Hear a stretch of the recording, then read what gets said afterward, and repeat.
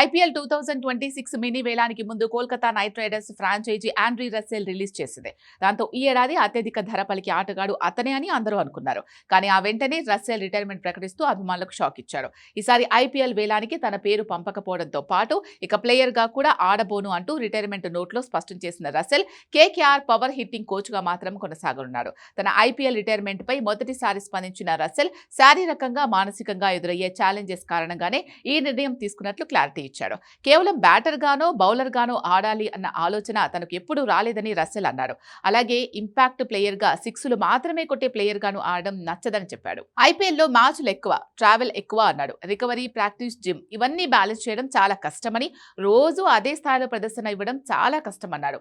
Batting, bowling, fielding అన్నీ చేయాలని, IPL లాంటి లీగ్ లో టాప్ ఫిట్ గా ఉండడం ఎన్నో సవాళ్లు విసురుతుంది అన్నారు. కేవలం బ్యాటర్ గా ఆడడం తనకు సరిపోదని, కనీసం 2 ఓవర్లు బౌల్ చేస్తేనే తన బ్యాటింగ్ కూడా సెట్ అవుతుందని రస్సెల్ చెప్పాడు. రస్సెల్ ఇప్పటి వరకు 140 ఐపీఎల్ మ్యాచ్లు ఆడి 2651 పరుగులు చేయడమే కాకుండా 123 వికెట్లు కూడా పడగొట్టాడు.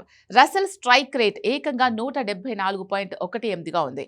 ఐపీఎల్లో 1000కి పైగా బంతులు ఆడిన ప్లేయర్స్ లో రస్సెల్ స్ట్రైక్ రేటే అధికం.